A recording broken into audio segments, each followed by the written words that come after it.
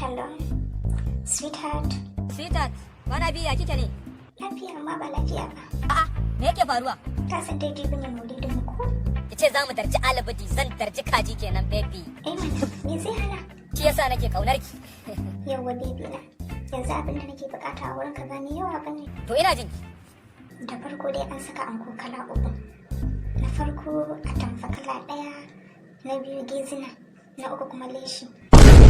Sannan sai hijabi da milik da white da coffee color.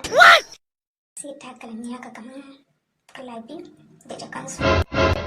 Magana alabadu kuma ina son kaji 7, zabi 5.